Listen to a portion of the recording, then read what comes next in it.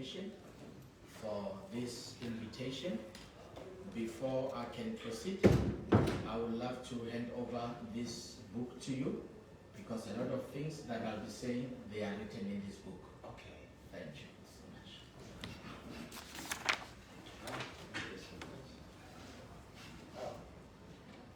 Coming back to the issue on the table, it is true that religion or Christianity, it is no longer what we used to know. In a lot of Christian practices, especially these days, we see a lot of Christians diverting from the real gospel and embracing hypocrisy. When we talk about this hypocrisy, we talk about a system that has an occult influence, and also we can be able to see and trace cult practices. When I refer to occult influence, I am referring to the black magic. That's what usually we call it. Witchcraft, if I have to be blunt, and manipulation, magic, evil forces. So all those, they form, in my own view, an occult. I remember very well when I came out of the Bible college with my theological training, and as an ordained pastor, I started what we call independent ministry, because I did not want to submit under somebody else. I wanted to be a leader, wanted to be a founder, I wanted to be a decision maker, I wanted to be everything in that particular church. So along the way, in that environment, I found myself joining the occult. And how did I join the occult? I was introduced into the occult by some of Christian leaders, church leaders, who are pastoring churches. And as a young person who looked up to them for success, because the image they show to the world, it's success, material success. That's how we define them. They look prosperous. They look like the ideal ministry that every young person wants to own. And through that association, that is where I was introduced into the occult by traveling to West Africa. West Africa, we went to a place, a country called Nigeria.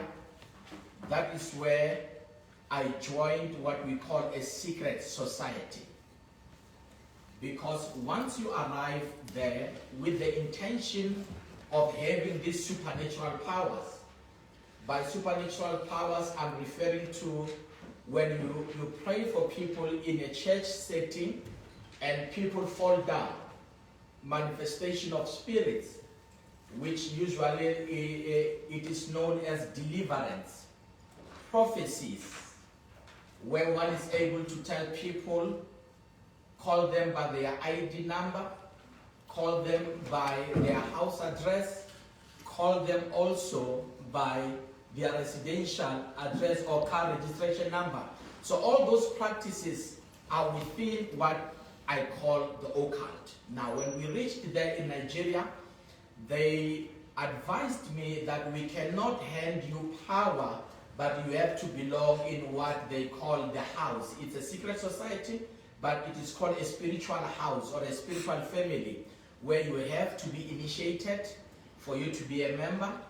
And by being initiated, there are some blood sacrifice that they do, where they do it in a traditional manner, where you slaughter the goat, you slaughter the chicken as part of the ritual for you to be part of them. Then after that, it is when they gave me some of the moti to come and bury in the church. So when I came back, I came with the head of a pig, that was meant to attract the crowd. Because part of this family or part of this occult power is to attract crowd. Your church becomes a mega church without any system or any program that you do, like evangelism, soul winning. You don't do those things, but people will keep on flocking to your church. So I buried those head of a pig, and I used some of the powers like the oils, the soap, before I go to the church. And also I will kneel down before these altars, because I had a room in my house where nobody had an access to that particular room. And before I go to the church, I will go there, I will kneel down, and I will talk. My talk will be like, I want people to believe everything that I say. I want, when I pray for people, they should fall down, and I want people to give money. So everything that I talk on those powers is what will manifest in the church hall or in the tent.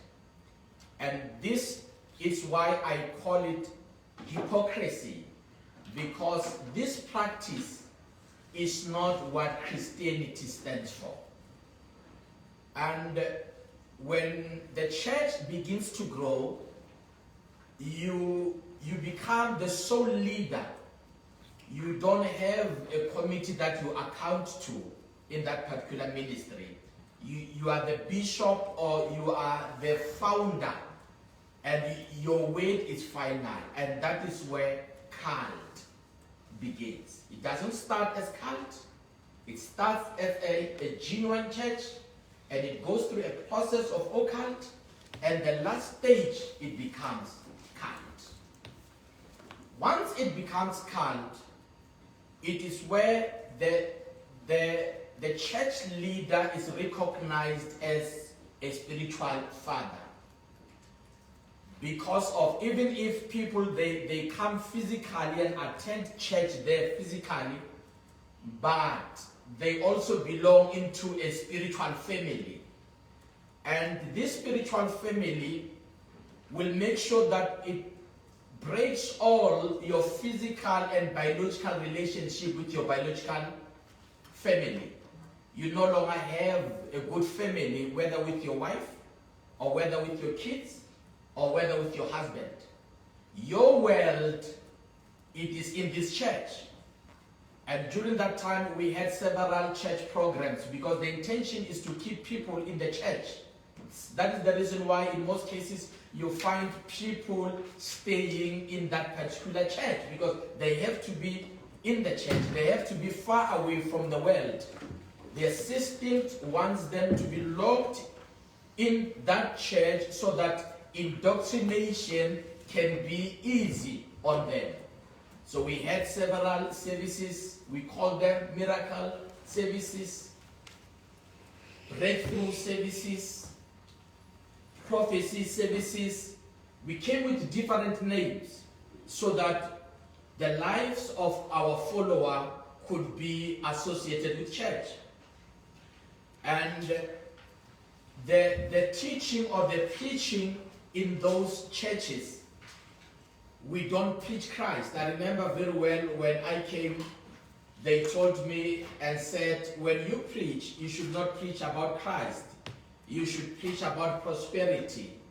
You should preach and promote about witchcraft. People have been troubled by witches at night. People have been bewitched by family members, and all those kind of preachings. So the preaching is an indoctrination of fear and bondage. Because when you listen to such sermons, when such sermons fill up your mind and your spirit, after church service, you start to be confused. And you start wondering and said, last night indeed I had a dream where people were chasing me. So this means that I've got a spiritual attack. And when people realize that, we open what we call one-on-one consultation. So this is a system, as I've said, Mr. Chair, that it starts as a church and it goes into a level of acquiring power from witch doctors. or becoming part of a secret society. And once it becomes part of the secret society, it becomes part of a cult, where the church leader has the final weight on every member in the church.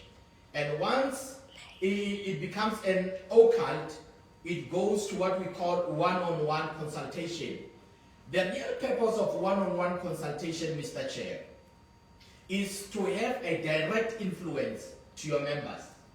Because pulpit is where you use it to advertise your powers or to demonstrate your powers to the crowd. And once people saw that you are able to prophesy, people calling them by names, which I will come on that part on how do they do it. People long to have a chat with you on one-on-one or on a private space. So that is where the one-on-one platform are always associated to this kind of practices. Now, the pulpit or a Sunday service, it is not a normal service like the churches where we come from or our traditional churches as we know them, especially here in South Africa. We know that on a Sunday service, a family will come just to worship the Lord. But in this setting, a Sunday service is a place where the cult leader sat down and he brought a strategy to raise money. Because in every service, there have to be a miracle, and after that particular miracle, there have to be money that is raised. Money in which sense? In other churches, they will collect normal offering, as we know it, and after collecting normal offering, they will give a space and say, go and buy the oils which are being set at a particular corner in the church. They open the sales in the house of the Lord. So people are able to go and buy the merchandise in the house of the Lord. And how do they do it? Firstly, they will allow a testimony to come. Somebody will come. Most of them, they've been bought. They buy this testimony. Others, it is true, they have experienced a certain power, but their testimony has been scripted down. They tell you how to say it. Before you can come and speak direct what comes from your heart, you meet the senior prophet or the church leader or the cult leader, and he will tell you on how to say it. A lot of testimonies that we see on these churches, it is not what comes from the heart. It is what has been manipulated, and somehow it is very amazing on how they manipulate it. Let's say, for an example, somebody says, I've been looking for a job, and since I used this oil, I did not get a job. Now, the one who is a spiritual leader or a spiritual father will be the one putting weights in that person's mouth and say, the reason you did not get a job is because of witchcraft in your family. So when you testify there, you should say, the reason I did not get a job was witchcraft. And after I have used the oil, I've got a job. So how they structure their testimony is to promote the power of the cult leader and also the product that has been sold in the church. Then after that, people, they will flock and buy those oils. Once you have bought any material from those churches, you accept what I call a spiritual covenant. And this is where it's a little bit tricky, because it does not happen like a normal covenant, or you don't take an oath like what I have done this morning, Mr. Chair. This one, it happens spiritually. In which sense? In the following sense. Once you use, whether it is the water from the church, or the oil, or the salt, whatever point of contact that you use from that particular church, it is followed by episodes of dreams. Because these are spiritual matters. It does not manifest in the physical world. It starts by dreams. What kind of dreams? You can see yourself in that church, and you see yourself with the pastor giving you instructions. Those are the kind of dreams. The other kind of dreams, it can be sexual dreams, where a member always experiences this continuous kind of dreams. Other kinds of dreams, they see themselves being underwater. It starts as a dream. Other dreams, they see themselves with the church leader giving them something to eat. And after they have dreamed those kind of dreams, they go back to the cult leader and say, I have experienced this kind of dream. I need spiritual help. And the cult leader understands very well the interpretation of those dreams and what does it stand for. And you will be able to take them from step one to another step. That is the reason a member of such church, even if they can have a headache, instead of going and buying Panadol or Grandpa, they go to the cult leader to consult for a headache. Because their life is being controlled by this church. So anything that happens to them, they have to go and get a clarity from the cult leader. And the cult leader is in a position where he's able to manipulate and do what it pleases. Others have been raped by the same cult leader, but it does not look like rape, Mr. Chair. The reason why it doesn't look like rape, it is because after this individual had this particular dream where he saw herself in an intercourse, an intimate space with a church leader, the following day she starts to develop, this particular person starts to develop certain desires to this cult leader. And as she goes and explains to the cult leader what she has dreamt, the cult leader knows and understands very well that a seed of lust has been deposited in this particular person. So the cult leader will only act on those that he has identified certain signs on them. And that is the reason why their raping process will be continuous. It will be something that happens today, and it comes again after a month, it comes, and funny enough, you find it is the victim driving her car, or the victim moving to the cult leader just to be raped. I am sorry to put it that way, but that is how it is. And these cult leaders, before they can do those acts, they groom their people. By grooming, I'm referring to where they make sure that they give you a position that is closer to them. You are able to see their bank balances or bank statements so that they can show you how powerful they are.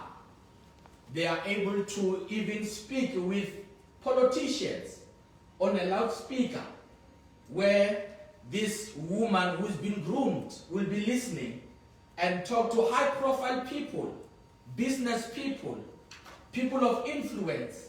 And by so doing, they are making this one who's going to be a victim of rape to look up to this man as a powerful man. And once the cult leader has made sure that he has groomed this person, and that is where the actual acts begin.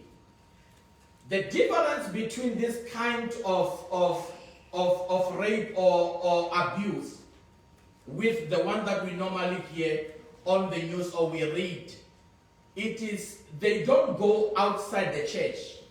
These cult leaders uses the church, their church, usually they call it their church because they are the founders of those church, uses their church as a place to pick which one they want to use as a victim. They cannot go outside on the street and do that because they will lose the case. But they make sure that they use those people in the church who have been initiated to believe in them. And these powers, how does it operate? Once you join, it is like you are selling your soul. By selling your soul, it means that you allow your body to become an instrument of demons. Because when you start performing those miracles or you prophesy to people, it is the demon that you have acquired from that particular place that is in operation upon your life. And once that demon is controlling your life, the demon will come and have a particular habit or character upon your life. You are a man of the cloth, but this particular demon pushes you to go to the taverns and drink. After a powerful sermon, you find yourself in the tavern drinking. This is the demon inside of you. This demon makes you to have multiple relationships. So you find that there is an imbalance between what you are preaching and what you are living. Because of preaching, you are using your gift and your experience. The Bible says the gift of the Lord, they are without repentance. Some of these leaders, they've got charisma. So they use their charisma and experience, but while their character portrays that of a sinner. So there is that imbalance. And once there is that kind of imbalance, followers of that particular church will also begin to behave like their leader. We normally call it transference of spirits, but it has to do with more of grooming, if we have to be literal. Because of the pastor will be close to the worship team members. In most of the time they are women. And as he's part of them, he starts to show them his private life. And by so doing, he is grooming them to live a sinful life. And in the worst case scenario, that is where you find a one man who is sleeping with 5 women who are part of the worshiping team in the same room at the same time. And when such things happen, they don't talk about it because they say this is our deity, it's our spiritual father. And when they do those things, they twist the word of God. And these young people, they don't question because they've realized this is a man of power who is able to talk with politicians, who is able to talk with influential people. So whatever he says, it means we have to follow it. Thank you, Mr. Chair.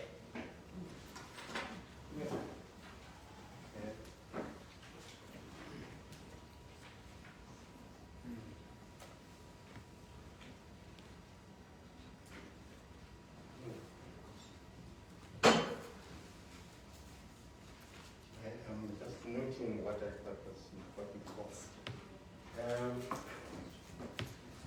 this is Commissioner Kama. Commissioners, as I indicated in the beginning, this is an educational process for us as a commission to understand what we're dealing with. The challenge that congregants are facing, the challenge that we also face in dealing with some of the complaints that come our way, how to deal with that, the issue of spiritual, how does it happen? Now, listen very carefully from the articulation of Apostle Makhado, making very clear what is actually happening in that environment, because it was a murky situation, very difficult to analyze, very difficult to uncover the underlying causes and effects and things like that. And so this morning we are privileged to listen to this. And I might also say that the apostle comes from the belly of the beast. He is not saying what he heard. He comes from the belly of the beast.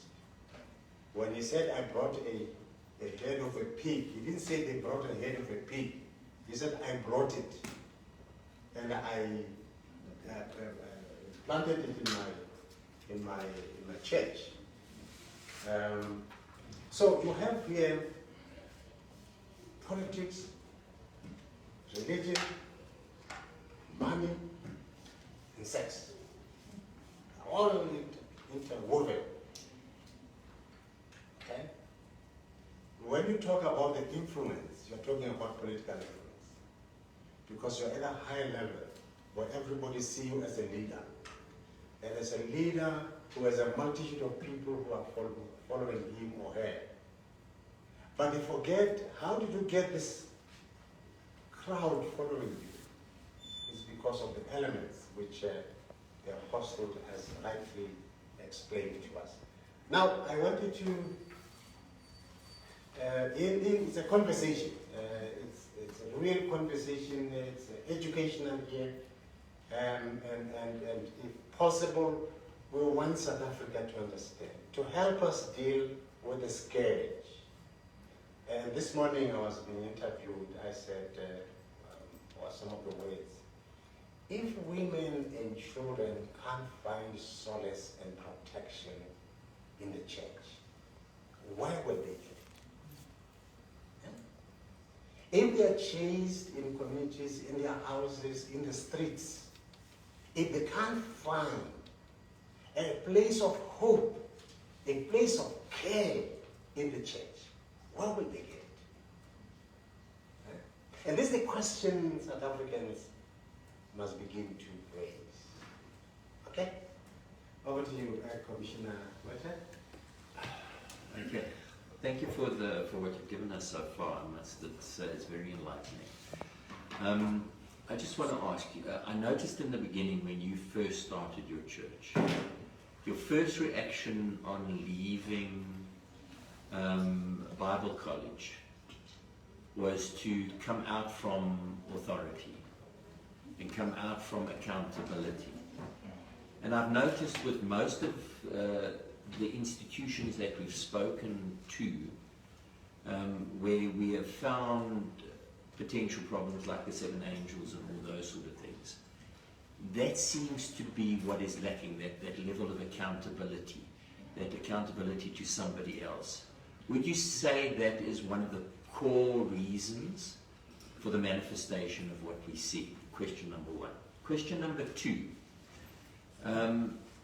When you join this secret society, how do they influence you, and what is your responsibility towards the secret society, obviously, for them having brought you into this fold, as you might call it?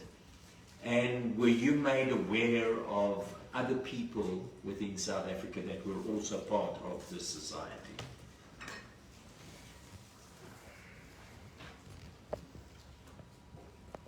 All right, can I answer? Yeah.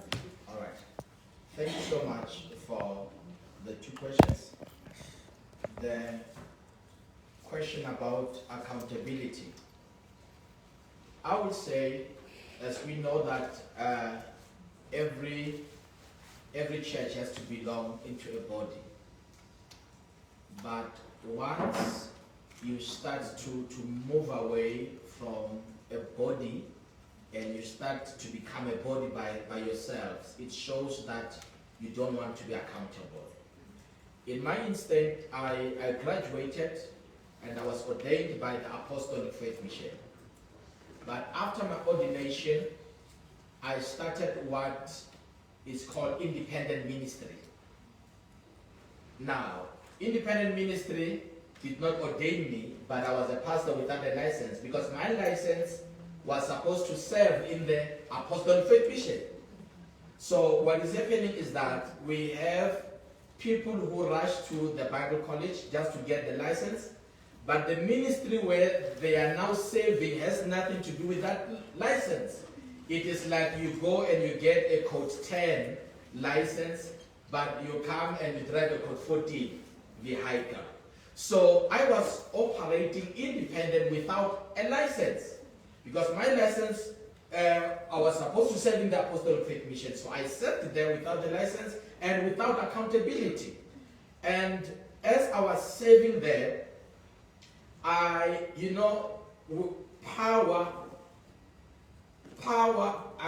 want the correct word, that power is dangerous because of it grows in you. Once you start preaching, there is no tempting place like the pulpit.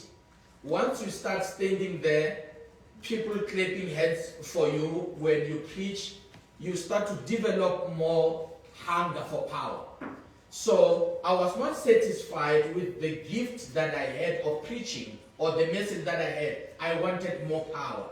And more power, I knew that the Bible college could not offer me this particular thing. So I had to look for those who are doing this. And those are people who have been in the ministry. So that is where I diverted, and I never went back to the Apostolic Faith Mission by then, because I knew that they won't accept these practices. So I stayed with the independent ministry so that I can be free to do anything.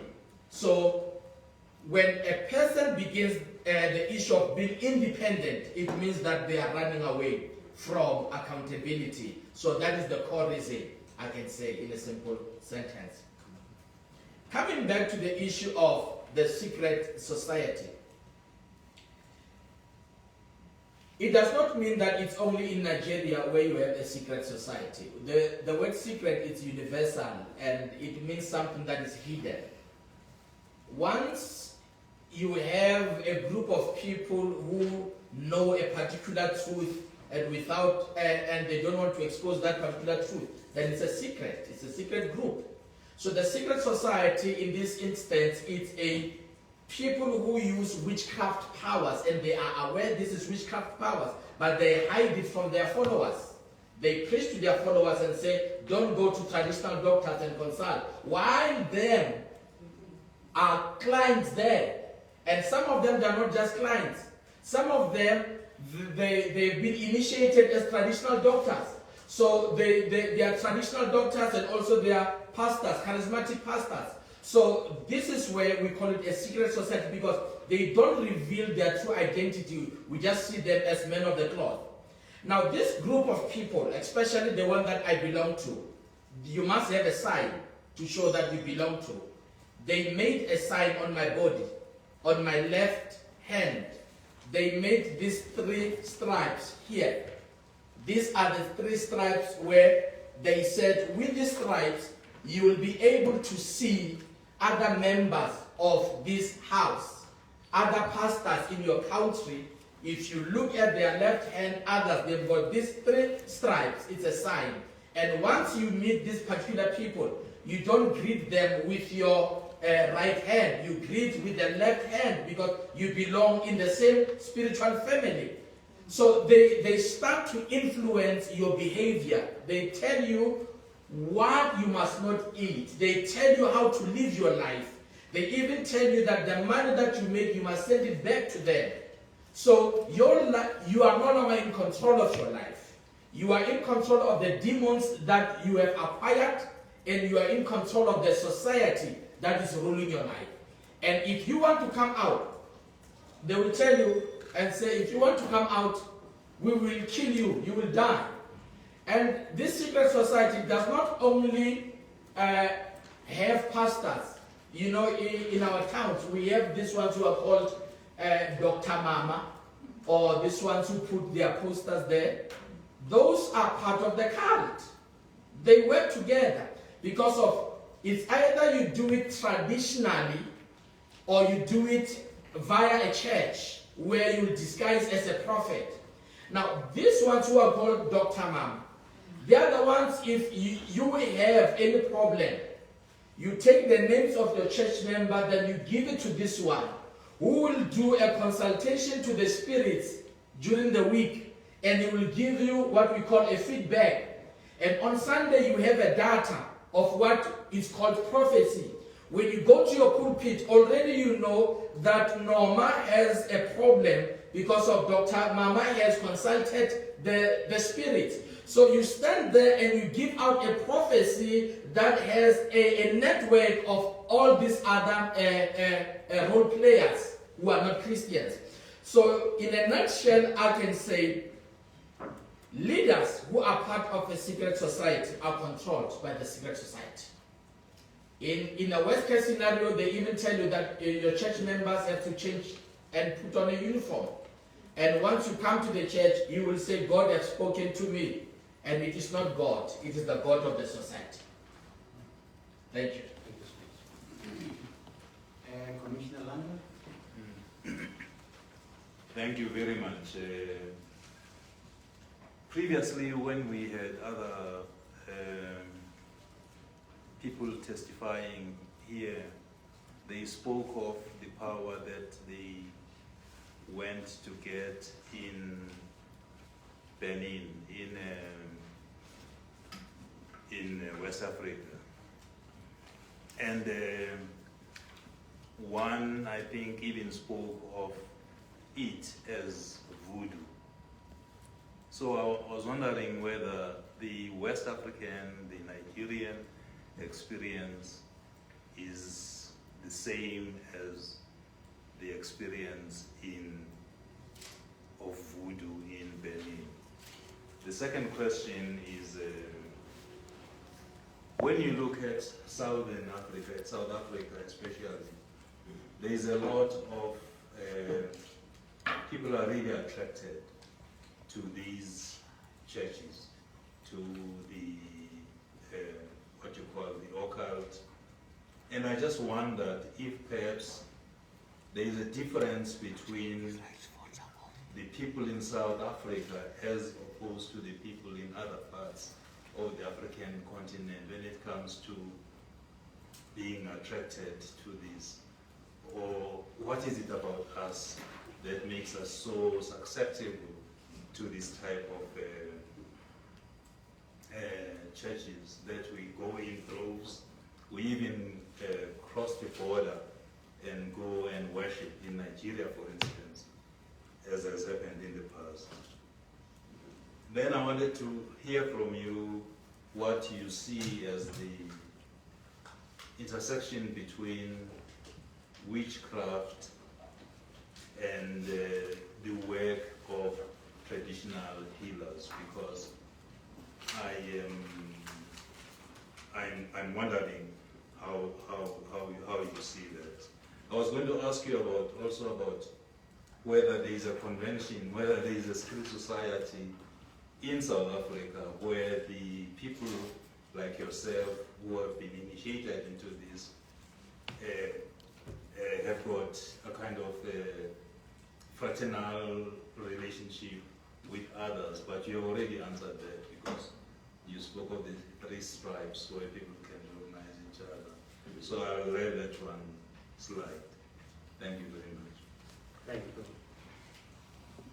Thank you so much, Commissioner Langa, for these 3 important questions.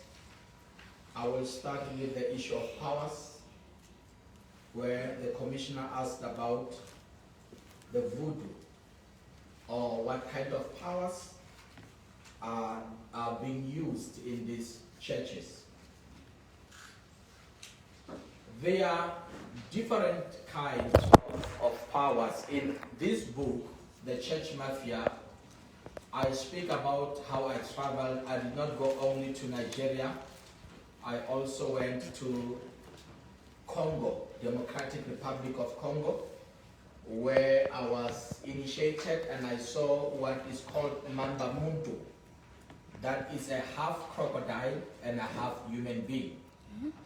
And I saw it with my eyes. I was not drunk. I was not under any influence. I saw it, it came. We went to the river during the night. It was a full moon. The light that was there was from the moon. As we went in that river, in an island called Congolo, in DRC, an island called Congolo. And when we went there, the man who was going to initiate me, they spoke French there. So the one who was interpreting for me is the one who took me there. So we went into the water and they did some incantation.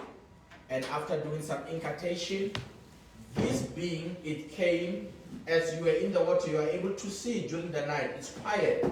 You are able to see some movement from a distance. The water was just splashing. There was a sound and it took my concentration. I saw it was coming. I did not know what it was, but they told me that they are going to call their god, which is half human being and half crocodile. This thing came with a very powerful speed. You know, if a person is swimming as a human being, you are able to know this one is a human being by the speed. But this one, it was an extreme speed. It was coming and it came behind me at my back. It helped me here. I'm talking something that I saw it. Now, I could sense that it was big. and the cloth and the hand that touched me here, it was not of a human being. It baptized me as in putting me in the water, and after that it gave me something like an egg, because I could not look at it because I was afraid. It gave me something like an egg, then I had to swallow the egg with the shell. Then from there, the man did some incantation, then it went away. The way it was breathing, I could tell it is not a human being. As they gave me the description, they said it's a half human being and half crocodile. And the hand, I could see this one, it was more of a lizard with nails.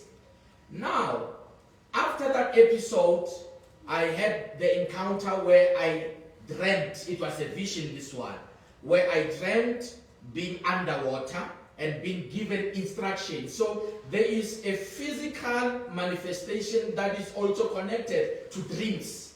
So when a person has dreams, they are connected to the physical manifestation.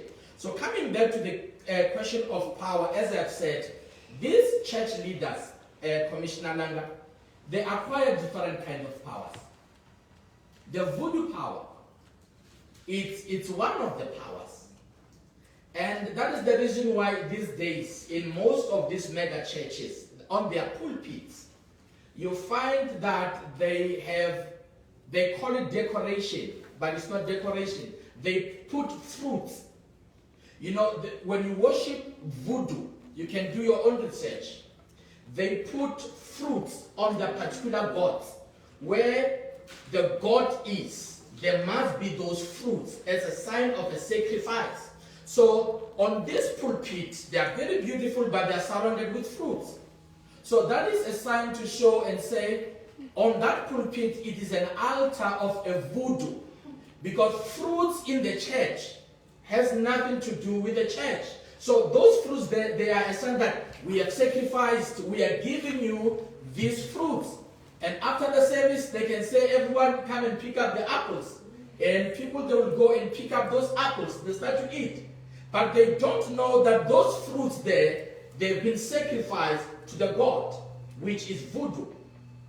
And it does not end there. Others, they even go to an extent of using what we call marine spirits, which is called the water spirits. Water spirits has a background where you can trace it also in the Bible. It comes a long way. Now, this water spirit, number one, the church where your church is, it must be next to the water. There must be a river next to the water, where you are able to take people for what we call baptism. But this is not the same baptism that Jesus encountered. This is a baptism into an occult. It's more of initiation. So they use the water or the river that is next to the water, or they can even have a swimming pool in the church. If they have a swimming pool in the church, all members will have to vie through that water. If they don't have a swimming pool in the church, they can make a service, a special service where the pastor will say, I'm coming to wash your feet. Out of the blue, the pastor says, God spoke to me that I can wash your feet. And every member in the church will take off their shoes, because this is a marine kingdom that wants to influence the church. So every member of the church has to vie through that particular water. So the pastor will come and wash you. He will take his time. He's a busy man, but he has to make sure that he does that by himself with his own hands. You'll bath your feet. That is what we call the marine powers. In other instances, they use what they call do as I say. In my instance, they gave me a small horn. It was called Ashe. It's a Nigerian name. It's called Ashe. Now, with that horn that they gave me, they said before I could talk, I have to wrap that particular muti on my tongue before I go to the pulpit. So they collect a lot of powers. Others, they even bury live cows, live animals in the church. so that their church can remain as powerful as they want it to be. So attending such churches, it makes church members to be victims of these kind of powers. You go to one building, but you've got more than 20 powers and you are not aware. Yet you are the one shouting the name of Jesus while you have been possessed by many powers in that particular church. And these powers, they work for one purpose, to bring the crowd. All they want is numbers. So they do anything that they can for these powers. And all these powers, as I have said earlier on, they've got their own characteristics. Some of the powers, they want blood sacrifice. That is the reason other members will die. There can be a stampede in that hall. There can be a stampede in that crusade. But life has to be lost in that particular environment. Others who are close and who've got, let's say, a particular gift. You can be a musician who's been loved by people in that church, and you are close to the pastor. As time goes on, the musician can have an accident. So they cause some of the members to experience untimely death, because those will be part of the sacrifice that these powers are looking for. I'm coming to the issue of South Africans. Are we the only one who are being these victims? When I went to Nigeria, I was shocked to see how the world, especially the religious world, it is that side. People are practicing occult openly, Mr. Chair. In Nigeria, it's not something that people can hide it. And it was my first time to see a lot of churches, mega churches, where there is a lot of following, but they don't believe in Christ. Remember, I'm from South Africa, I'm from a Bible college. Even if I was looking for power, but my world says, if there is witchcraft, everybody hides. We don't talk about witchcraft. But in that country, people are proud to say, I'm the best witch here, and I can do and undo. That's what they love saying. I can do and undo. I can open and close. So, in South Africa, I think the lack of awareness, because of these people, they hide through the gospel. They bring the gospel as a point of attraction, while they know that they are practicing these particular practices. So in South Africa, the lack of knowledge, most of South Africans, they were like me before I went to Nigeria. They did not believe that you can use witchcraft in the church. But my experience has taught me that it is possible to have an occult priest who is a witch and who is preaching on a Sunday at the same time. Because of what they say, it is not what they do. Privately, they are occult priests. And on Sunday, they stand as the men of God.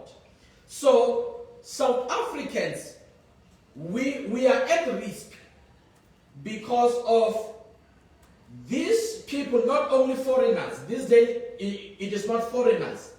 Even our own brothers here in South Africa, they are joining this train. They are moving here, going out, going to acquire power. And once they have given you power, it's usually a snake. This is a snake that grows, and when it grows, you must have spiritual sons that will be able to impart the same power they've given to you to others. So a lot of pastors, they go there, they collect these snakes from Nigeria, they bring it here to South Africa, it makes them prosperous, famous, and here is a young pastor from the Bible college, like I was at that particular time. I look to this pastor, I joined him, he gives me part of the snake, and he also goes and becomes a spiritual father, and he will target somebody else. And the other painful part, Mr. Chair and the Commission, it is that once you collect these powers from this country, you must make an oath that through you, other members of the secret cult, they will come to South Africa. So once you are successful using those powers, you will go back and collect other members who are struggling in that village, and you bring them here to South Africa, and you open a branch. You give them money, you do everything, they lead a branch. And what happens? South Africans, they flock there. And they call another one. They come. So this, it becomes a chain. And all these most of these foreigners, they work with our local pastors. They work with people who are in high position of influence, pastoral fraternity. Most of those people in those top positions, they work with them. But it looks as if they are fighting. When you look at them, it's like, I know, they are fighting. But they know that they are working together. So, in answering the second question, I will say, South Africans, we become victims because we don't know what is occult. South Africans, we don't believe that witchcraft can be practiced in the church. Coming to the issue of the difference between the witchcraft and the traditional doctors. I will say you can find witchcraft practice in the church done by a man of the cloth. You can find witchcraft in a traditional doctor done by a traditional doctor. So in my own understanding, witchcraft is when you use powers for evil use or for evil purposes. That is witchcraft. Traditional doctors are people who use traditional ways, ancient ways, ancestral practices to do their practices. But even in that particular group, you can find those who don't sleep at night and they do their own things.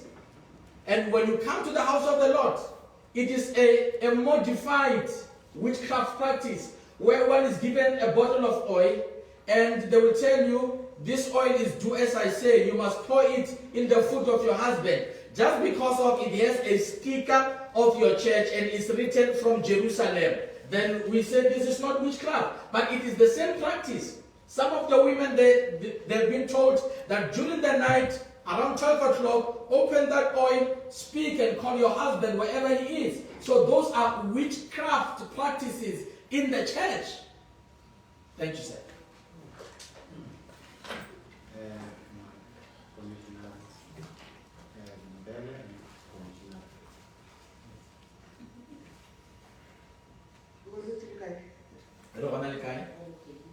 Yes, Commissioner David. By disclaimer, means Sambo. Okay, ma'am. I've been in Sambo since Black Friday. Okay, ma'am. And I'm fully practicing in Sambo as I sit here. Okay, ma'am. I think the same question I would have asked to say, being Isangoma and being initiated and through sickness that I was sick. Okay. You talked about water spirits. You should know that we get initiated as well through water spirit as well. Amanda, we also have the spirit of Amangu, which we call Ngumi. Others may differ per tribes as we come from. As you allude, linking it with witchcraft. Now I'm looking at your translation of the marine spirit. Is it the same if you understand the spirit of Amanda, what you are explaining, or maybe the spirit of Amanda may not be understood by you if you did not go and Twasa, like we go and Twasa. I've made a disclaimer to say through Ukula because it's not something that you ask for, as you should know. It's something that befalls you. And after a length of treatment, nothing comes, and you are called by the Spirit, your ancestors to do things. Okay. So maybe I would have wanted just a clarity on the spirit of Amanda, or the spirit that you understand. Linking also, I'm also being initiated as Porofidwen, which I went for almost 1.5 years. As a faith healer, you should know, faith healer, we use a lot of amans, baptism, and many things that we do. If you understand faith healing, but profited in an African traditional way. The spirit that we looked at, because when we go there, it has not necessarily has to do with your ancestral spirit. It's a spirit realm where your spirit that you talk to, you are washed using the Most High, space and praying and so forth and so on. So I'm giving already two spirits that we use as marine spirit or water spirit that we say. What will be the differentiation in your understanding with what you are alluding, maybe from the West Africa? The other one is terms that we use. In South Africa, as African,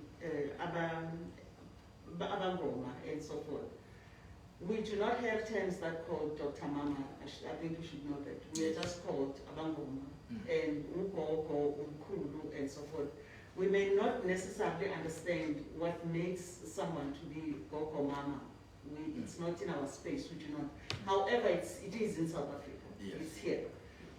And it most of the time find a clash between the South Africans here with our brothers that come from outside that may be deemed traditional healers, which, as your definition you say, it may not be the same as our definition here on healers, Isangoma, Abangoma, and so forth.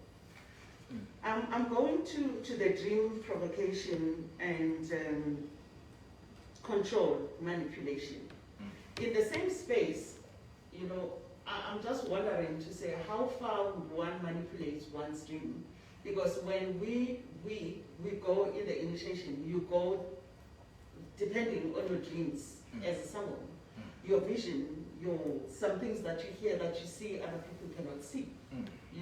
So different from the space where you find yourself. Okay, I think in the back of my mind is the question of the witchcraft itself.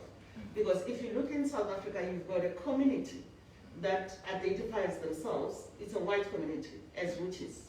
It's a religion that practices in South Africa. As we speak, they might be listening. Majority you find them in Cape Town. Johannesburg has some, which they are practicing. It's their practice as witches or pagan or Wicca. That's what they call it. Yes. And they're practicing that. It's their right to practice, which I may not necessarily go into deep because I don't understand what is that.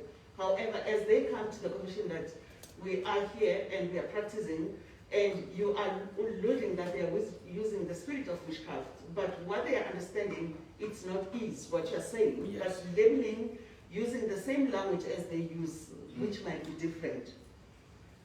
Family, as a primary institution, has collapsed, as we speak in South Africa. Faced with divorce, with a lot of things, abuses, sexual abuses, which we do not know such a magnitude, epidemic, if I would say, because it's out of hand, it's coming from. How do you see us, if there's any a chance restoring this institution of a family, if there is a chance of ensuring, that it can be done? Maybe before you answer, I just wanted to check the explanation of the commission, because I wanted to find out how you can help us understand this situation. Okay. Because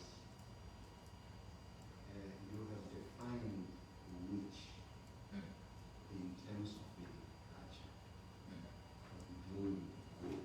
Yes. So in which is a variance with the code. So you don't define which in terms of the code. It is always in terms of the bad. So the spirit the commissioner is talking about, I suppose, is the spirit of the good. Am I right? The spirit that you are talking about, the spirit samanzi, your initiation, is always about building community. Yes. But I also touched on the issue of the witch itself, because to say there's a community in South Africa that uses that word as witch. They are witches. It's a white majority. It's white communities, and they're practicing it, not in a bad way, but I'm not sure whether in a bad way, but. It is something that it's there, because I'm wary of the name that we may use, and they come to say, but you claim that we are as witches, and we know them. You know, how do we handle that, knowing that we've got a community that say clearly, what you talk about, it's not something to do, we've got nothing to do with this. I think we will have to invite them to explain to us, because we can't speak for them. For now, we take a definition of a witch as you say it, but they will have to come and tell us what do they define? What the variances. Because that will help us to find the differences. Okay? All right. Thank you so much, Mr. Chair, for giving clarity, and also thank you for the question, Commissioner Mbele. When coming to my own understanding or definition about the water spirits, looking into a context where we have our own people who go through initiation, maybe they were sick and they had to go through that road, and after the initiation they are healed. It shows that the process that has been taken has a spiritual influence, and spiritual influence is something that is above our human ability, something that the doctors could not do, but here they are healed. But when I refer to the water spirits, remember the Bible says thou shalt not worship any other god. It means even the elements that are created by God, we cannot worship them. But when we talk about water spirits, it is when you start bowing down to that water, that river, putting candles there, and asking life or blessings from that particular river.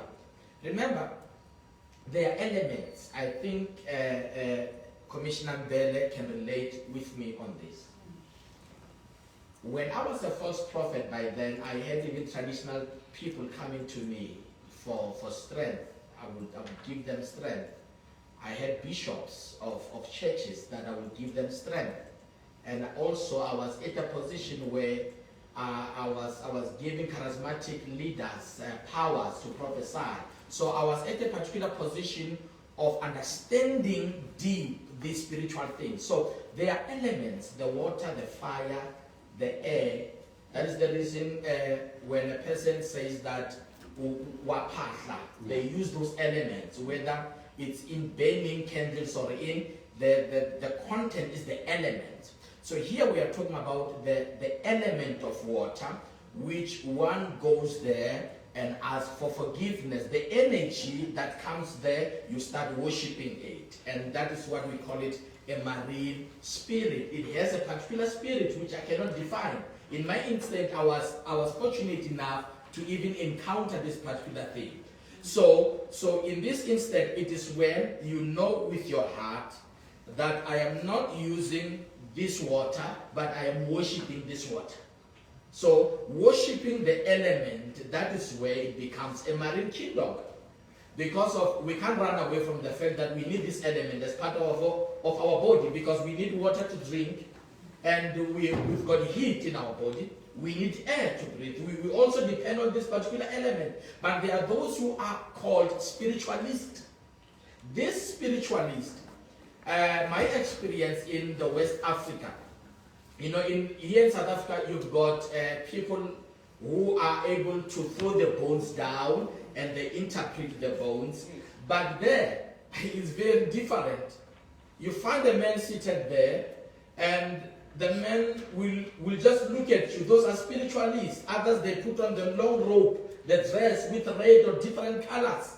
And you sit down there, they take water, they pour it there, and they're able to show you or to tell you your future or your past experience. So these are spiritualists who use water as a religion. Whatever they do, they go to that particular water, and they are not worshipping, they are worshipping the spirit from that particular water. So the marine spirit, it is when a particular church worships water, whether it's publicly or privately. Now, when coming to what we call faith healing, this is a very interesting question, and I hope South African will also have a clarity on this one, because it is the the searching for healing that makes people to go to this church. This church are associated with healing. But as a spiritual person who understands, maybe in the context of the commissioner, who understands healing in their own context, will know that healing can still take place in different forms.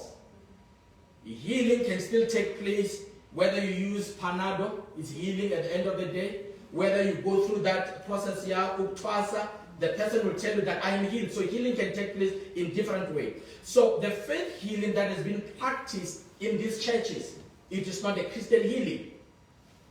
The reason why I'm saying it is not a Christian healing, it is because these people, they use different forms of religion combined in one umbrella. There is what we call the Reiki. Reiki is energy, being able to transfer energy using your own hand. So if you look at your television, you look at how these people perform. They make you to stand there, they put their hand on your forehead, that is Reiki. And they put it for a while, they start shaking it like it's vibrating, and they move, as they move it, those are Reiki practices. So you are able to see different forms of other religion or spiritual elements that has been embraced or under one umbrella, and they say it's Christianity.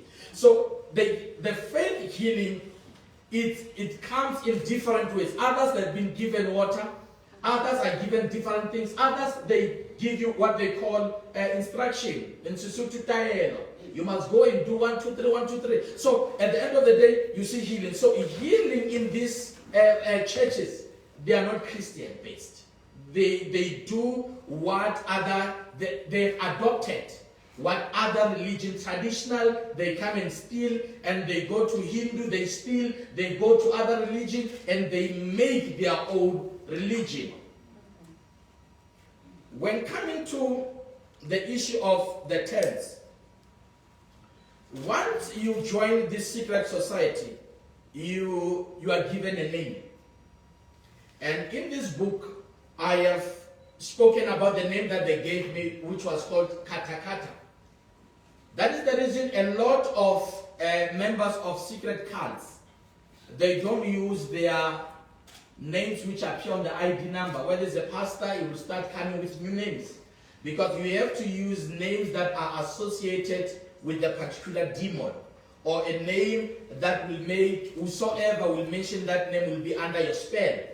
So the name that I was given, I was instructed that in the posters or the flyers that I should distribute, I should put that particular name, so that whosoever touches and calls that name will start believing it's a spiritual connection.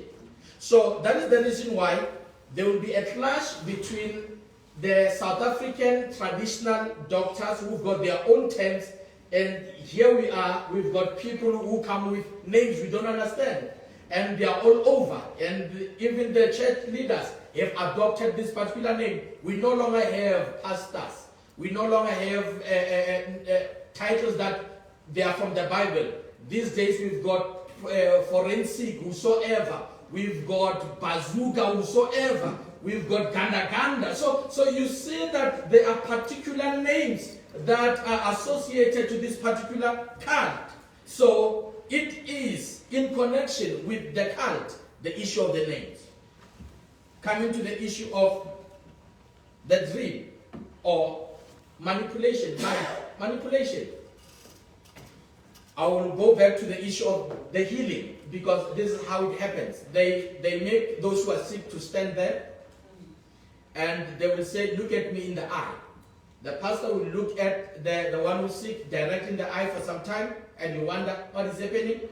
Remember, the eye is the window to the soul. So there is a transference of that particular spirit from the pastor into this person's eye. For some time, as the pastor is looking into the eye of this person, he will start to control. So there's what we call mind transference, thought transference. They control it from your thoughts. Others, they can hear you, they can hear the voice of the pastor telling you to do whatever they want you to do. So the thought transference does not only end in that church. You can be home, you can be wheresoever. The pastor That is where witchcraft comes, the term witchcraft. Using or manipulating powers for personal gain or for evil. So they use the mind control or calling of the soul. During the night, they can call your soul and give you instructions. They can say, we want you so and so to come and give 10,000 tomorrow. Then, as you are seated, you just feel normal. I need to give my pastor man. Where does it come? It comes from the thought. Where does the thought come? It comes from the thought transference. That is witchcraft. So these people are able to send certain thoughts to their victims. So the issue of the dream and also the mind manipulation, it comes from there. But it does not end there. Maybe the commissioner will also help me on this one. Because when I was a false prophet, I remember they taught me this technique where you are able to take what you call African potato. There's African potato. If you take African potato, you boil it. You boil it and it becomes more like brown. You take that water, you give it to somebody else. And after drinking that water, the person will, I can't say they hallucinate, but they are on a certain trance. And it is like a spiritual encounter where you are able to see things that normal people, they don't see. That is African potato. Now, I used to take the African potato, then I will cook it, mix it with porridge, and give it to people to eat. That is the reason churches, most of these cult churches, they have what we call the eating. Eating is involved because most of the mutis are involved in the eating. There's something that has been mixed. This is not a normal eating where they invite a catering company, Mr. Chair. It is an eating that the prophet has brought his oil and said, pour it there so that members of my church can eat. This is an eating where the prophet has brought water and said, mix it there so that whosoever eat will be connected to the church. So during that time, I will mix porridge, mix with this water, give it to people. People, they will eat as porridge, but it will be sour. As they eat it, they go to these trends. Most of the traditional doctors, they say, Ubana spili. It is like if Ubana manabahau, or if you want to see who's bewitching you. So they use this road. When they give you something, then they put a white cloth and say, you must just sit there. And out of a sudden, you start to see something like a movie. You start to see your grandmother. So all those is hallucination. So the issue of the dreams, mind control, it is a built-up process. You don't just dream. There are things that has been put together for you to reach that level where you dream. And those dreams are manipulated because there is an element of witchcraft in those dreams. I will come to the issue of the family. It is very sad where you see churches are being responsible to cause divorce these days. Church leaders are mentioned in a lot of divorce experiences. Why am I saying this? A lot of women who attend church and their husband, they don't attend church. They go to the church, they go to one-on-one consultation, and when they go to one-on-one consultation, they speak because they believe the pastor will help them. They even speak on how they are not satisfied in the bedroom. They are talking to another man who has more influence on their life. And where does it end? It ends in tears, where the woman becomes the victim of abuse. We've got instances where these so-called spiritual leaders or spiritual fathers or papa, once there's that title, you should be conscious and say, yes, somebody has more power than the husband at home. Because the papa or the spiritual father is the one who will give instruction on when you should have on when you should be intimate with your partner. Because the papa controls everything. So the only way to restore families, it is when we go back to the Word of God. When we teach people that a pastor does not have final authority in your marriage. When God created Adam and Eve, He never created a pastor next to them to control their marriage. So family, we need to restore, or we need to teach women to respect their husband at home. Even if their husbands are not working, Mr. Chair.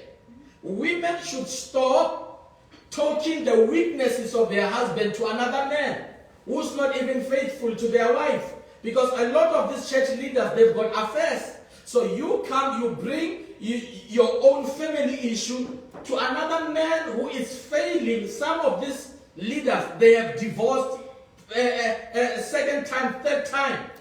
And some of them, they're even on a process of divorce as we speak. But look at the women who are going for marriage counseling to such leaders. So we need to re-educate women, empowering women, that women, we know that we've got issues, but don't take your issues to your spiritual leader. Women should come back, have a conversation, have a society, not secret society, but a society where they are able to help one another.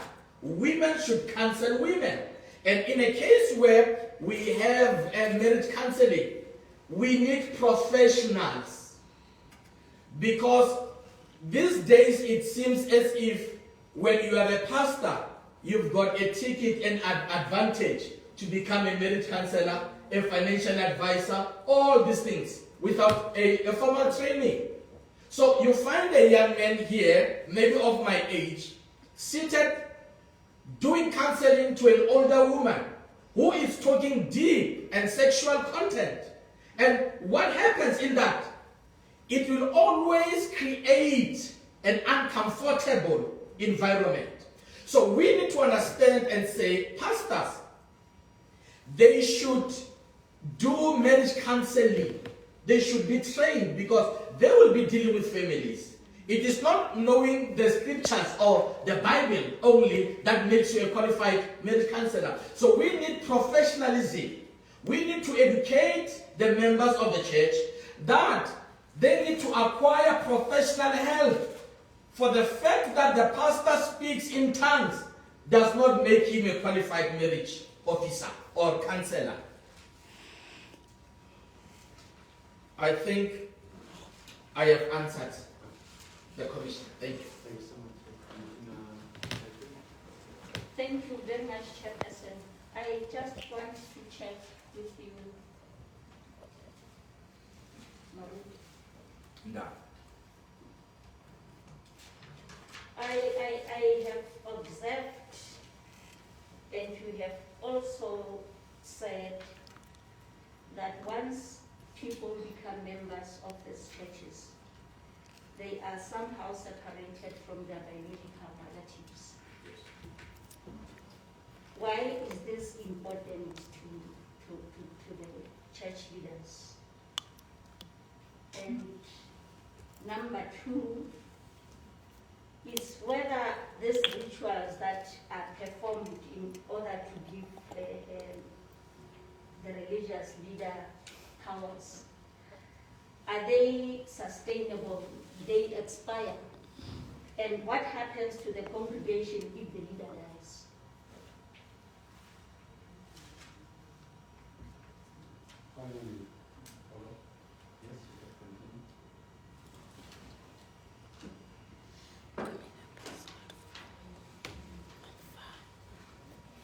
I can answer. Yes, all right. Thank you so much.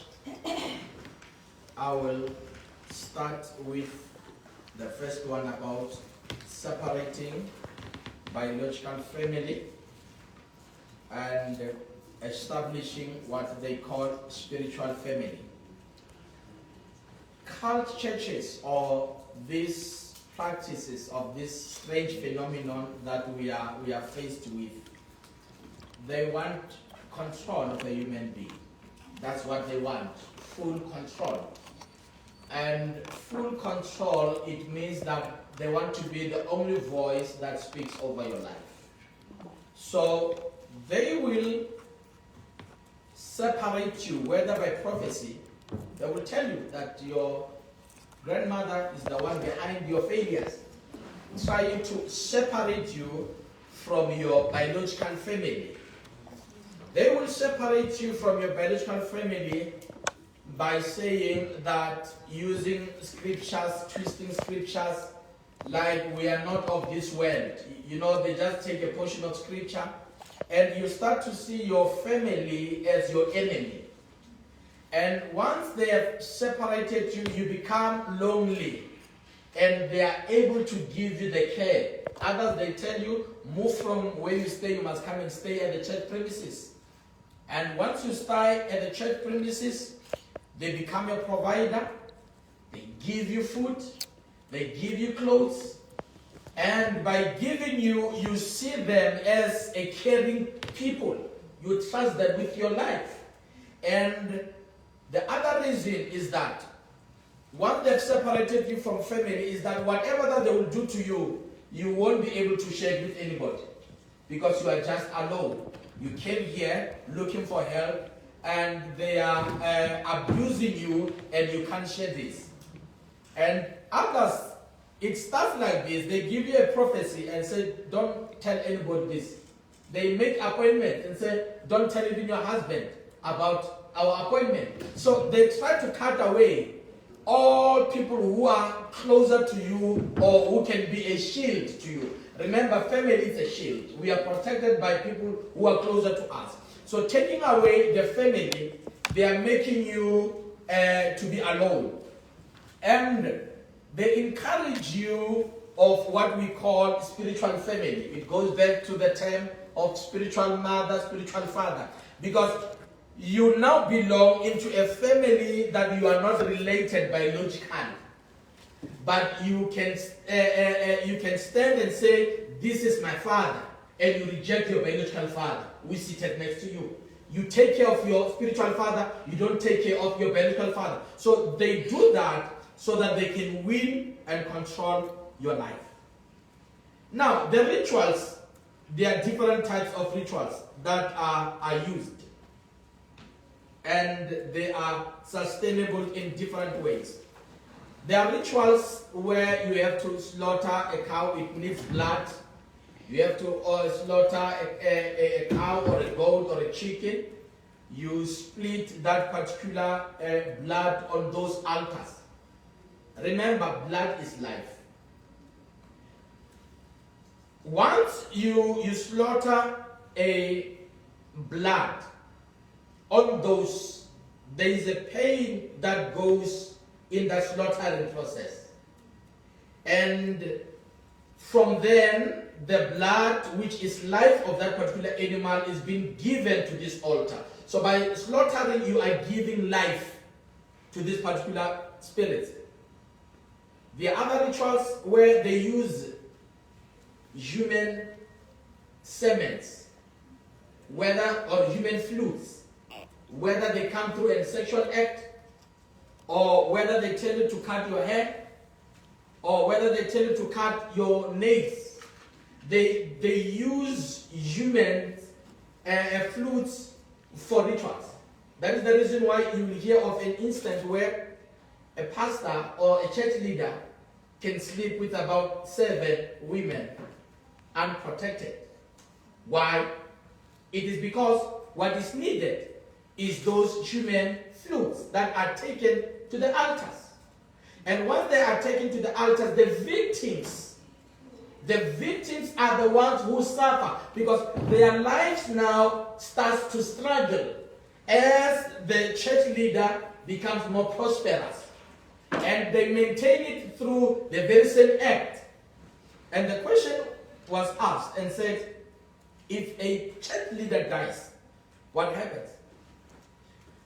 If those powers are not maintained, check, it's a problem. Usually, if a leader is about to die, they have to go back to the house where the leader acquired power and there is a transference. They must do that ritual. But let's say the leader dies and they don't know what is happening, but they know that the father was just using things. What will happen, Mr. Chair, is that One from the family, to protect the secret of the family, will be appointed to be a church leader without a calling or without a gift. And as a church leader, he will be protecting the idol of the church or the God of the church. But as time goes on, there will be blood, because these powers, if you don't service them well, they start to fight and destroy everything it has built.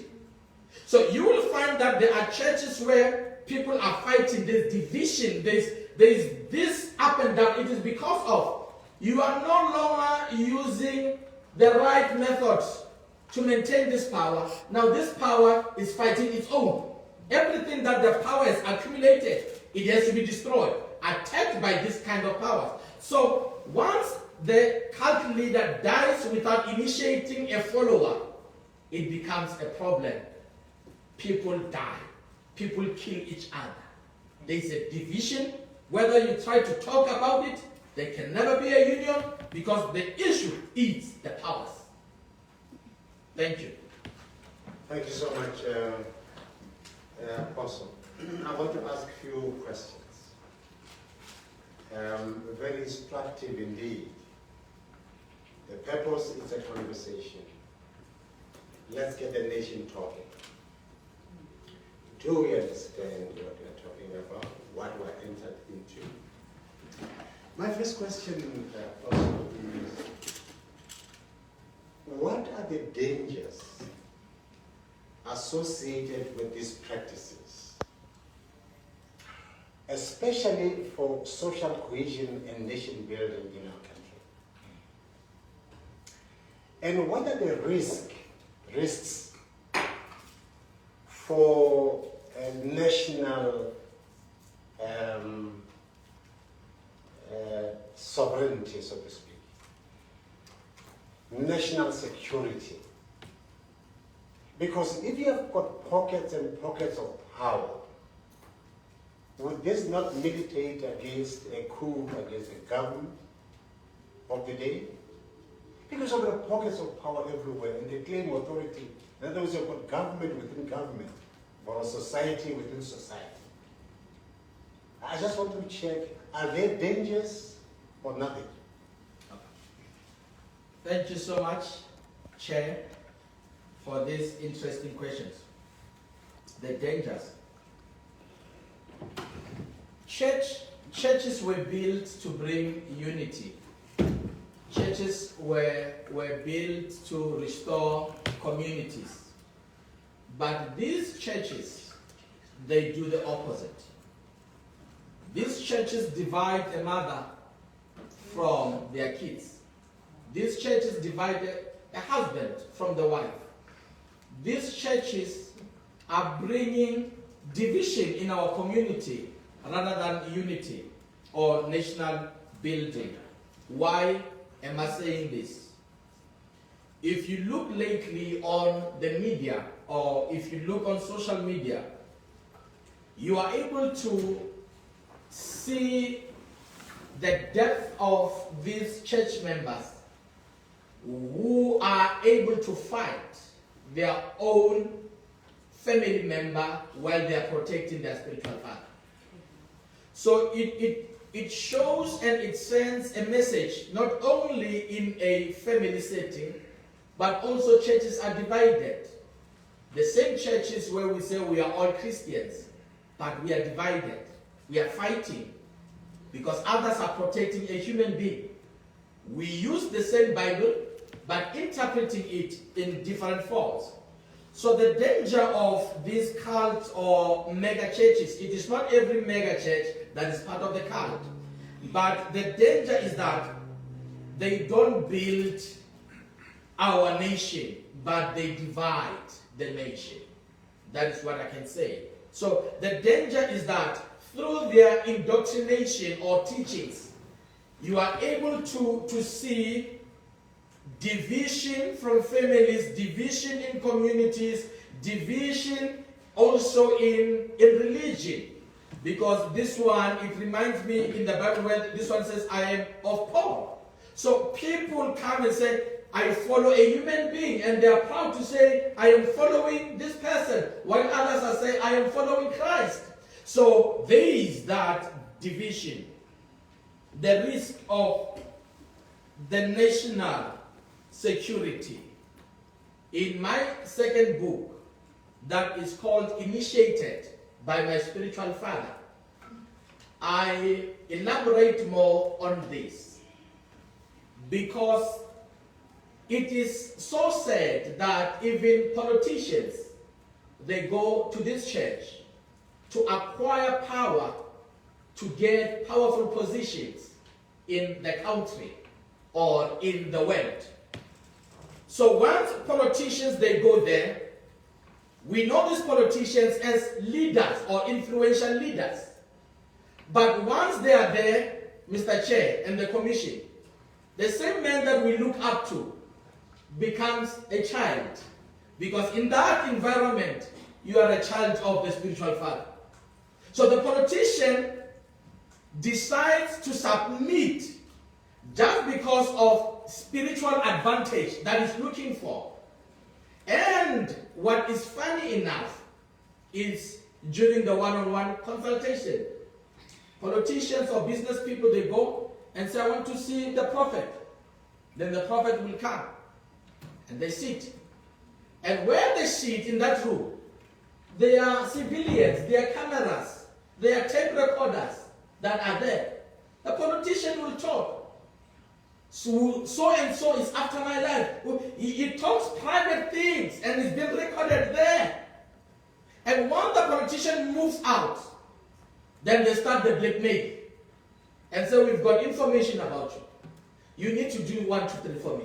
So this spiritual purpose, they are controlling even the government in a sense that they've got things against our political leaders. And they use it as a blackmail. So I can say that the national security, Mr. Chair, is at risk. Because no matter what we can do, these spiritual fathers are able to escape where you have closed the door. And you'll ask yourself, how did you come out? It's because of power, extra power, not spiritual power. They have the spiritual power and they have the political influence. So dealing with them, you are dealing with a deep government within our government. That is the reason why their entourage is being ushered by the government cars, policemen. When the pastor goes to church, the policemen, the traffic cops, they usher this person. These people, they've got diplomats, passports. When they go to the airport, it's because they've got spiritual powers which they are using against the politician. So at the end of the day, you find that our government is not only controlled by the parliament, but our government is controlled through an office of the spiritual father who is seated down somewhere else. Thank you so much. Before I give Commissioner Water, let me continue. I know the role of the Commission. It must be clear to the public. The role of the Commission is to protect and promote the rights of cultural, religious, and linguistic communities. And the three communities give the totality of South African communities. So our aim is to ensure that these communities enjoy their religion, enjoy their worship, undeterred. In other words, as a commission, we are not mandated to close the church. We don't close the church. We want the church to do what the church is supposed to do, or what religion is supposed to do. African religion, Hinduism, whatever, all those religions must do what they're supposed to do. And what they are supposed to do must be in line with the Constitution. And what we're about here, it's about the Constitution. Suppose the religious behavior was weird, you know. But in that behavior, what is important is to what extent are these behaviors violating the rights of the religious communities, the human dignity of the people. To what extent, and that is for us the key element.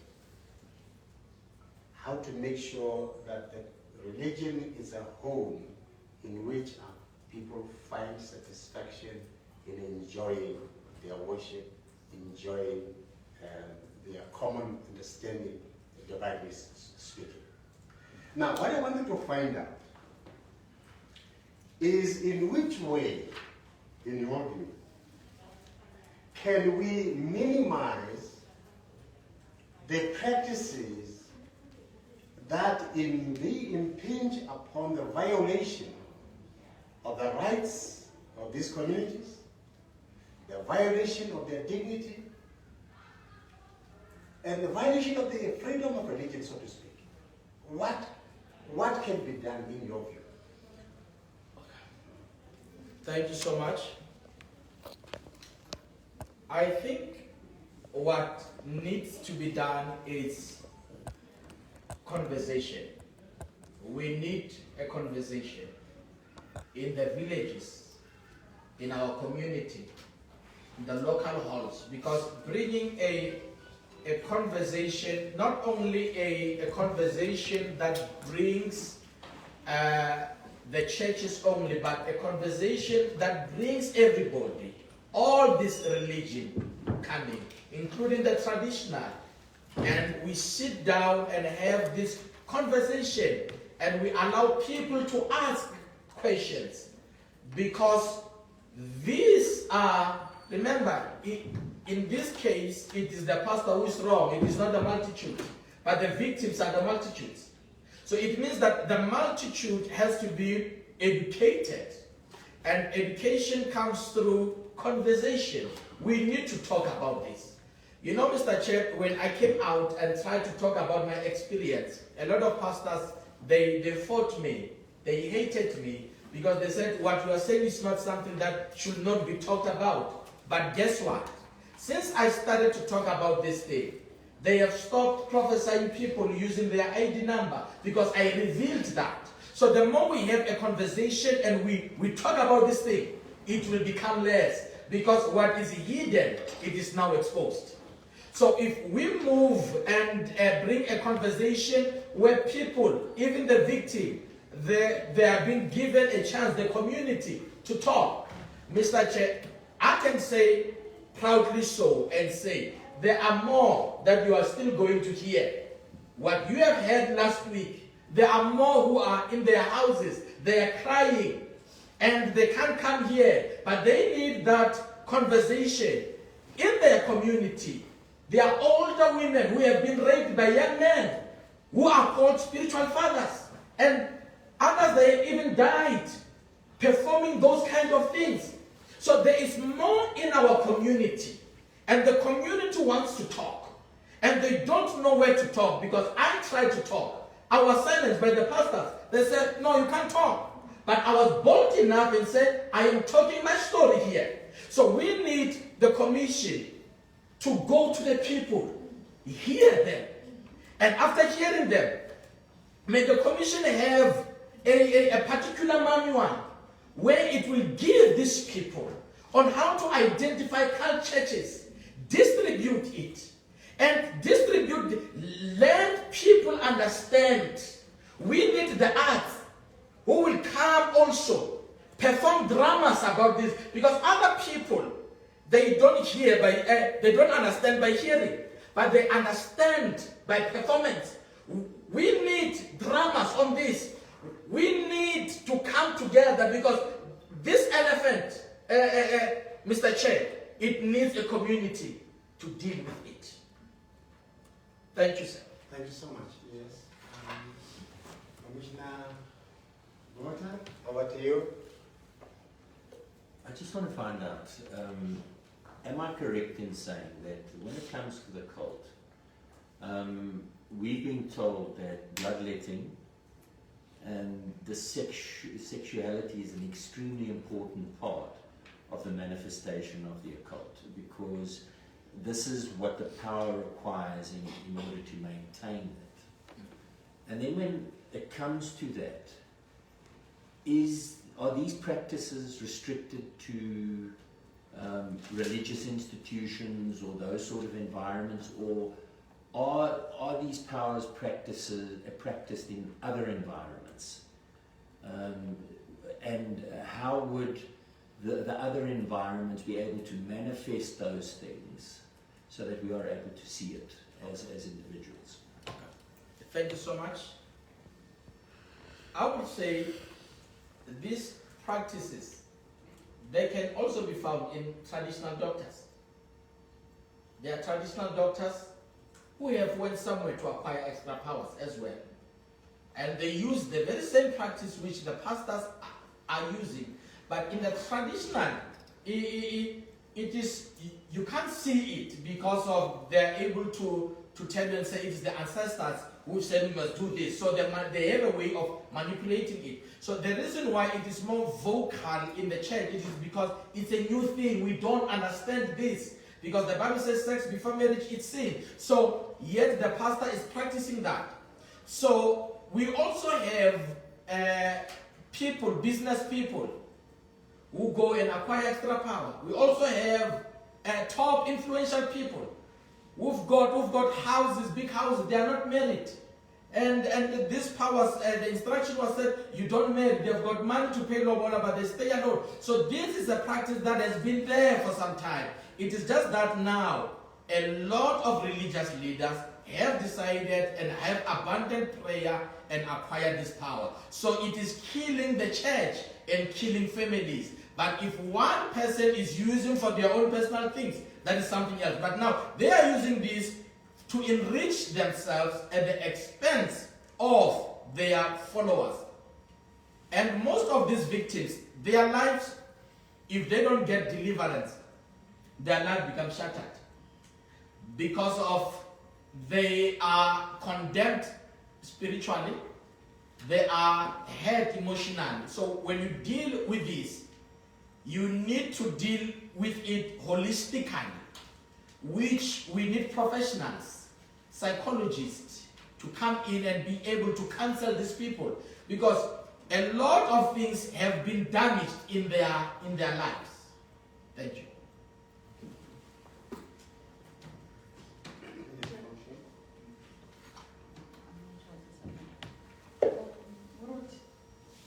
You're talking about prophecies as we engage.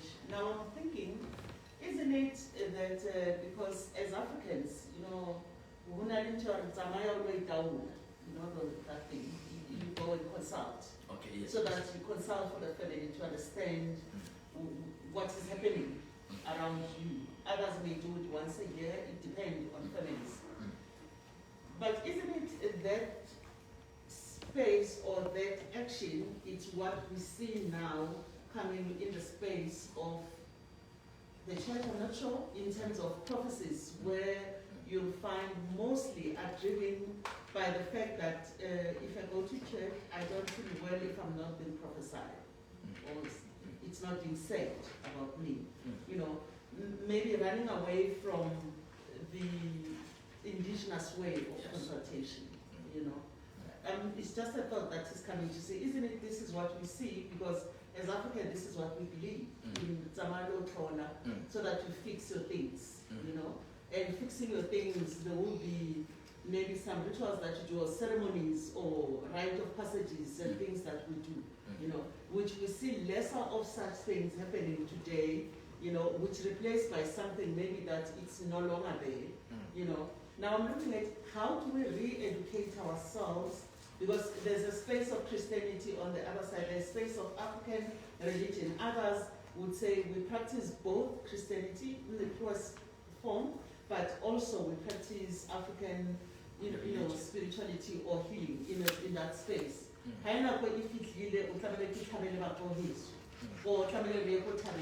It's all there. It's just a thought that comes to say, we are in a space where we see this port all in one, maybe getting lost somewhere. I don't know. Maybe you can assist us on this. Okay. How do we see this one? Thank you so much, Commissioner Mbele. I will say that this cult, they mix, as I've said earlier on, that they mix a lot of religious practices. But because we are here in Africa, in South Africa, in an African context, there is a high influence of the African spirituality in these churches. In a sense that in an African religion, they give you muti, which is come from a tree. Now, in these churches, they know they can't give you muti. They'll give you an oil, which comes from the same tree. So just because it is oil that is packaged well, but coming from the same source, it is the same practice. And in this church, they will tell you that because you used to give to your ancestors, now you should give a certain amount of money. It is the same practice. You used to give to your ancestors, you are used to this thing, that every year you give a cow to your ancestors. Now you must bring that cow to the man of God. So it is the same practices. And in the African spirituality, you go, you consult. Here, they don't, they call it one-on-one. It is the same practice. So, Chair, actually here, we are dealing with a modified African religion that is camouflaged as a Christian church.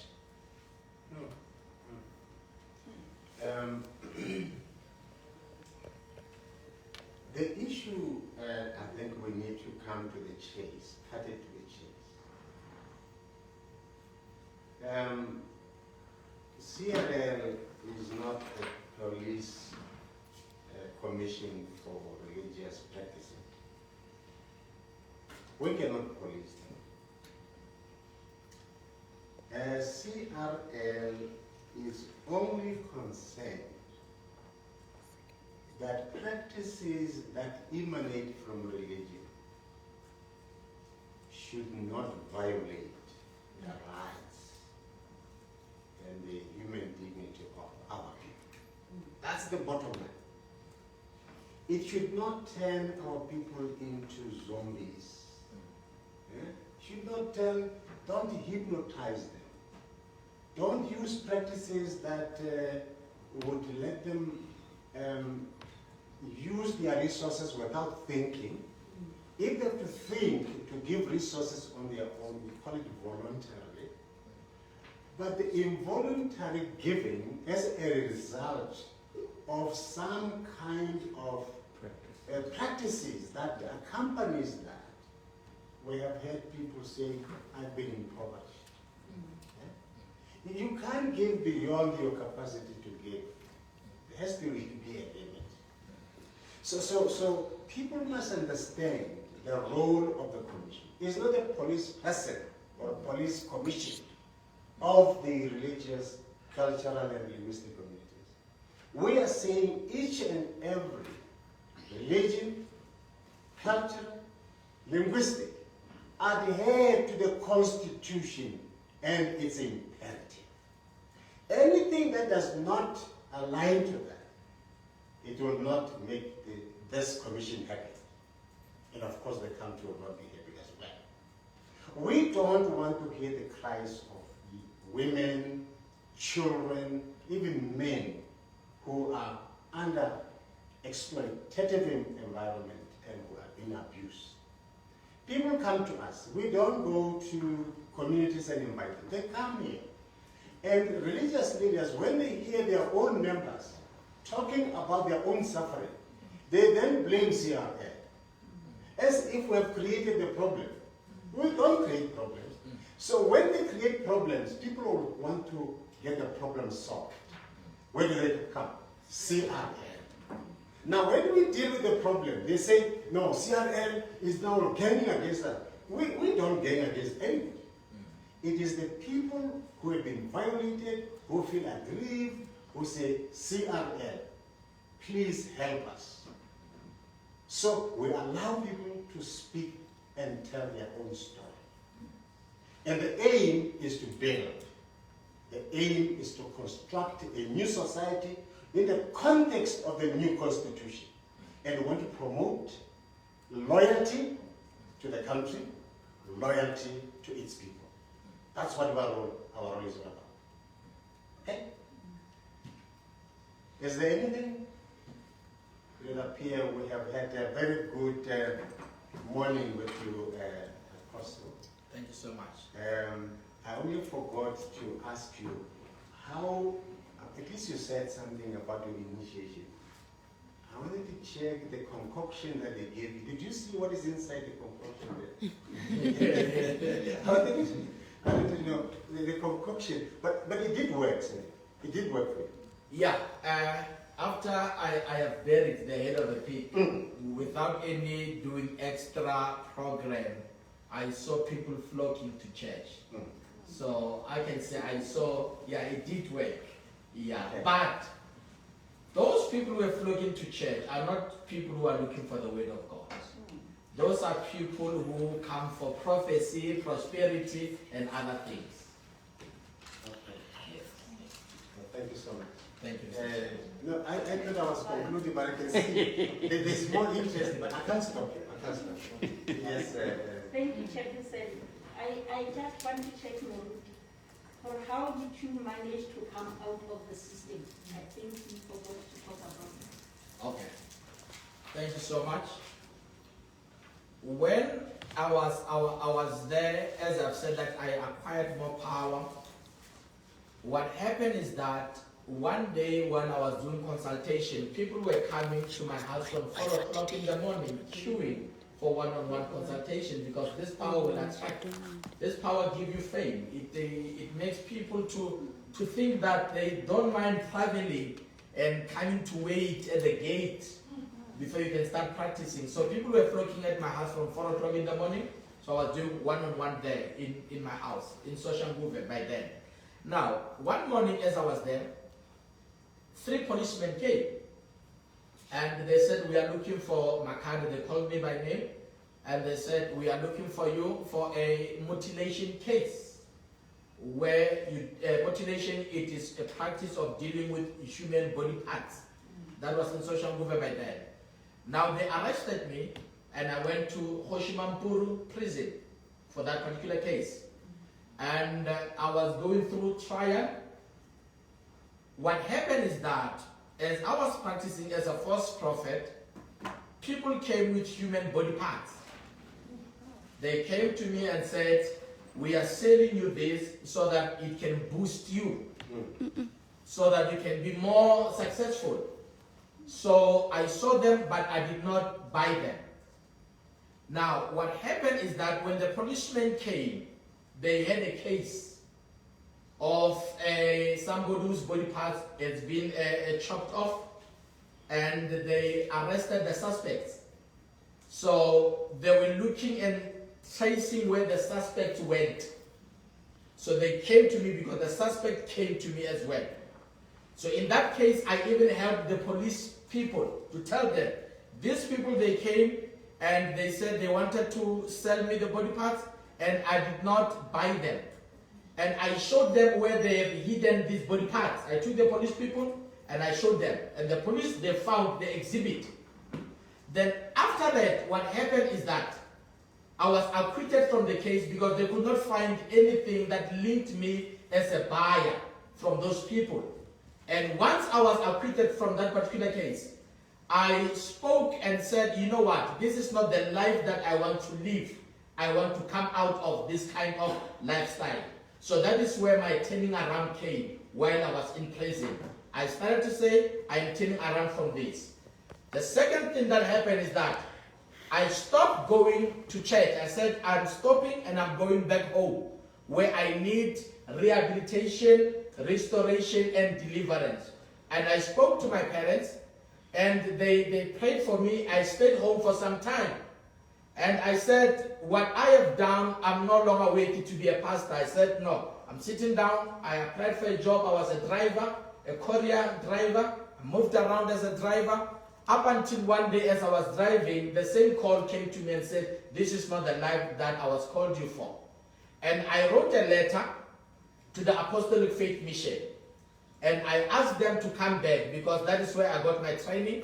And the Apostolic Faith Mission gave me a process and said, before we can accept you, you need to go back and serve under one pastor. After you have served, the pastor will monitor you. And once they are satisfied, they will be able to give you the license. I did that part. After I've done that part, after I've served, I was reordained by the church. And after I was reordained by the church, there was a church in Vul'gate, Zone 10, the AFM. They advertised that they are looking for a pastor. I sent my CV to apply in that church. I went for the interview in that church, and I was appointed to be the pastor at that church. So today as I'm here, I am employed in that church.